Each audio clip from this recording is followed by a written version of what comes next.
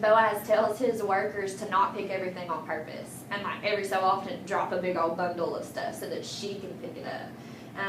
And then she ends up getting so much, I don't even remember what the equivalent was, but it was like 80-something pounds. So in my head, you know, because of the time that they're in, she's a skinny old little nothing, meat and bones, carrying around this like 80-pound sack of grain. Now, I've never made bread from grain or anything like that, but I feel like that's a lot. I feel like you're going to be eating for a minute with 80 pounds of grain, right? And she was doing this daily. He also told her that when she got tired to just go hang out in the shed, drink as much water as you want, I will make sure nobody messes with you. So he likes her. You know, maybe not a love like right at first, but he's totally down with you're doing what you got to do. I think it's super admirable that you came all this way and now you're providing for your mother-in-law who's like really throwing a fit right now, because when she got back to Bethlehem, she threw a hissy and changed her name. It stood for bitter. She wanted everybody to know what God had done to her. You know, and God's still blessing in the middle of all this. So, pleased with the meeting, Naomi proposed a plan that would lead to Ruth's marriage to Boaz. Ruth appealed to Boaz as her kinsman redeemer. According to Jewish law, the nearest male relative was obliged to marry the widow of his relative. Now, the cool thing about this is that Boaz was not the closest of kin.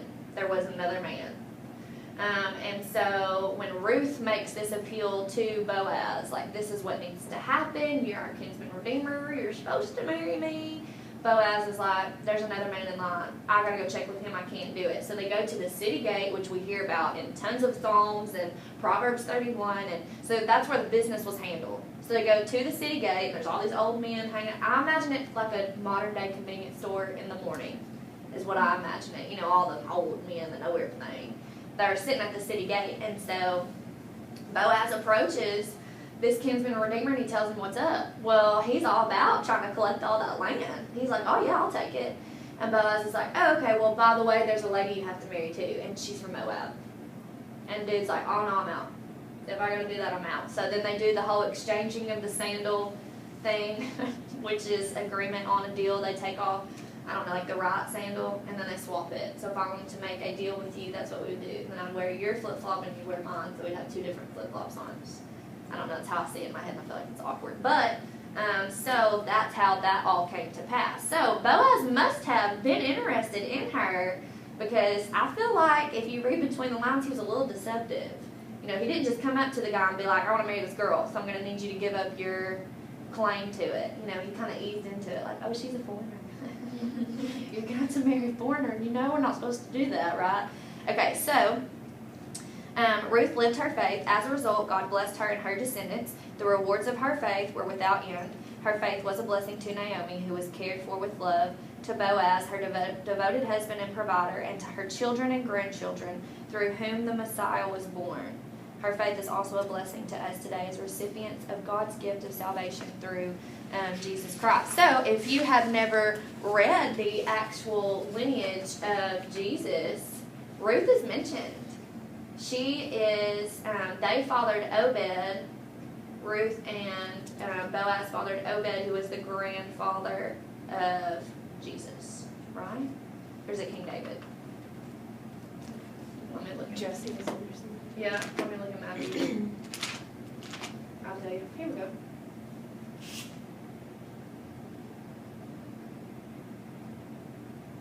Okay, yeah, so this is what happened. Boaz fathered Obed by Ruth. Obed fathered Jesse, and Jesse fathered King David. So Ruth is the grandmother of King David. And we knew from prophecy in the Psalms and whatnot that the Messiah would come from the lineage of David. So, another quick fact, women aren't normally mentioned in genealogies because they didn't have much value in that culture. If you ever get a chance, check out Matthew 1, because there's 4 women mentioned in the lineage of Jesus. Ruth was pretty decent. Mary was pretty decent. The other 2 pretty sketchy. Had a sketchy McSketcher life going on. Weren't definitely little good church girls. So we've got just about 5 more minutes.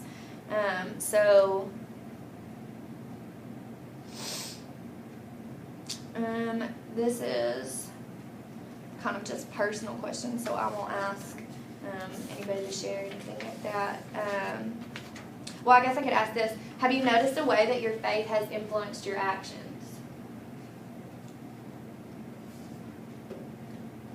Just every single day, like if you have faith, it's kind of weird to not act according Right. to such. If you have it, it kind of influences your whole life and every decision you make. Okay.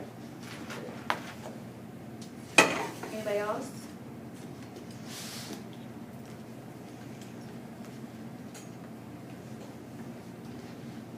I think, I don't know, I guess it's recent, so it's just on my mind, but there was a situation a couple of weeks ago that I really got pretty riled up about, made me pretty angry, and I wanted to respond in a text message. And I was like bawling because I was so angry, and I'm an emotional, I cry over everything. So if I'm mad, I cry. If I'm sad, I cry. If I'm happy, I just cry.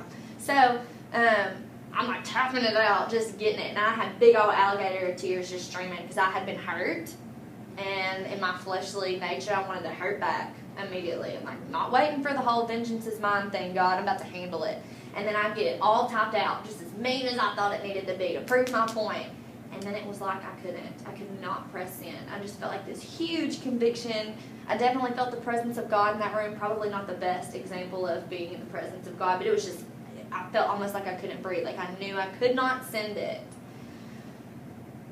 So I was just screaming because I was so mad, like literally screaming out loud. Like, thank gosh, nobody could hear me because I sounded like a crazy person. And I was just backspace, backspace. This happened 3 times. So then I would like try to start out nice, and then it would wind up being real ugly, and I was trying to defend it. No. And I was so frustrated because that's my flesh nature. That's who I am at my core. Without God is evil and mean, and I'm going to hit you where it hurts, and I'm going to call you on some stuff that I know you're super self-conscious about, and I'm going to win. And it was like I just couldn't, and then I was mad. Then I was mad that I couldn't. So it's like all of this emotion at one time. Now looking back that I've calmed down a lot, really smart move that I didn't send any one of those numerous messages that I had typed out. But I feel like that's only due to walking with Jesus, like where I am on my walk with Jesus, because it's not my personality to just let that go. It's not my personality to not get the last word in, and it's not my personality to be seen as weak. And I just kind of had to eat that up. So I think that's just the one thing that sticks out to me. But I still think I have a long way to go. I don't feel like I've, been perfected by any means. I think that my faith needs work, obviously, because I don't exhibit a lot of faith without trying really hard. So, just to catch you up to speed, this is a lot. This is a lot. So, we only got through Ruth in 30 minutes. So how about we just start there? You just do one. If you want to do more, to catch up, if you want to do the first 5 just so you'll be done for a while or whatever you can. But I don't want to limit our discussion, especially because it's out of the Bible and it's things that I feel like we maybe not know all the details of, and I just feel like we need to soap it. So we're just not going to be in a hurry. We're just going to slow way down. We're going to grandma speed it. So, also, if you'll notice the video, this is because Lizzie wanted she wanted to be a part of it, but she just couldn't. And then she told me to voice note it, but I would have fell asleep listening to us, mostly me, jabber. So, I decided to video it, and then we'll just put it on YouTube. Okay, any prayer requests? Before we go, obviously, Lizzie. Coach Smith, one of his ball players, got in a 4-wheeler wreck last night. So terrible. So terrible.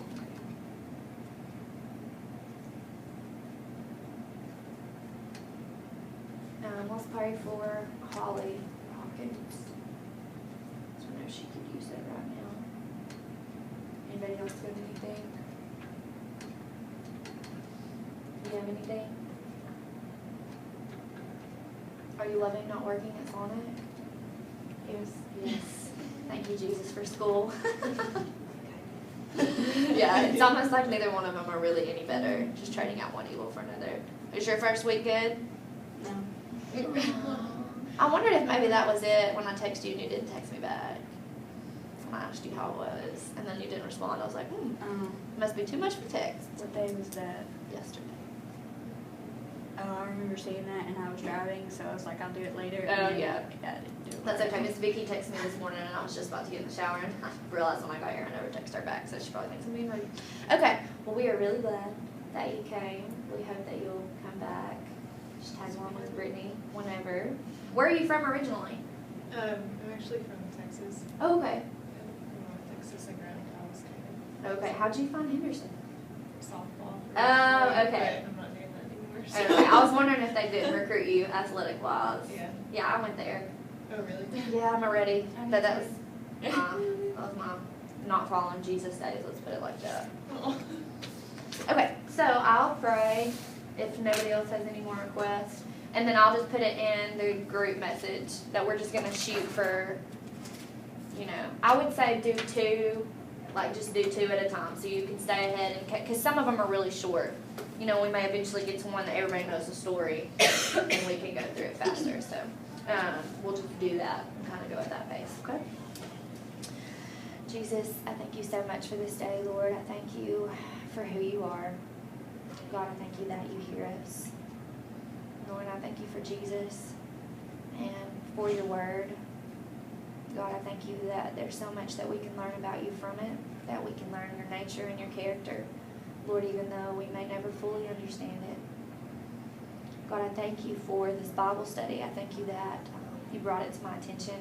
God, I'm super excited about it because it gets us in the Word and we get to discuss Bible stories and character studies, which are my favorite.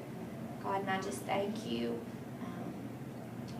that it's legal for us to discuss this. Lord, I thank you for Lizzie and her willingness to serve you overseas, God, and I pray that you would just pour out blessings on her life.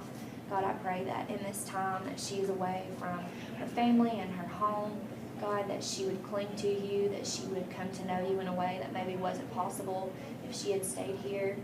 Lord, I thank you for technology, that she's going to be able to be a part of this, even though it may not be at the exact same time, and I pray that you bless her heart from this study. Lord, I want to lift up that dear football player and his family, God, that was taken from the world last night. I know that you only allow tragedy to happen so that you may be glorified, Lord, but just as we were discussing last night, I think that's sometimes really hard to see in the midst of it all. I can't imagine what his family feels like or what his friends feel like, Lord, but I pray that your presence would be known to them, that they would be able to physically feel you, God, that you would put people in their lives to speak life or to just listen or to encourage whatever it is that they need at the time. God, I pray that your church would be your hands and your feet and would rally around this family as well as this football team. God, you know how we feel about football down here, and sometimes it gets in the way. God, but I just pray that you would use this, as bad as it seems right now, to bring these boys together. Lord, I pray that you would make Coach Smith the leader that I know that he is. God, I pray that he would not let fear of speaking openly about you in a public school hold him back, and I pray that you would send protection to him. God, that through his actions, maybe someone would come to know you. Lord, that is the ultimate goal, and I want to lift up Holly to you. Now, God, you know her situation. Lord, you know the weight that is on her shoulders right now. I just praise you for her faith to not have been actively walking with you very long. God, her faith amazes me. She is so quick to thank you for things in the midst of everything falling apart, God, and I just praise you for that. Lord, I pray that you would just continue to hold her heart close so that she could get through these tough times. I pray that our small group would be the friends that we need to be, to check on her often and to encourage her. Lord, to just love on her the way that you would. God, and I lift up Callie to you. I know she's having some health problems right now, which is also adding to Holly's stress, but I pray that you would be glorified through this. Lord, even if we don't understand your motives, even if it's not the way we would have chose, I know that you have the power to make everything work for the good of those that love you, and she loves you. She loves you so much, God. I ask now that you would be with Perry and bringing our message. I pray for open hearts and open ears of the congregation. Lord, I thank you for bringing Tessa to us this morning. I pray that you would keep her safe and bless her life tremendously. would help us to walk closely with you. God, help me to be the leader that I need to be, to spend adequate time in your word, and that you would show me things that maybe we don't see when we just read it. God, I ask that you would forgive me for all of my many sins. It's in your most precious name I pray. Amen. Oh, we can start that now. I forgot that it was on.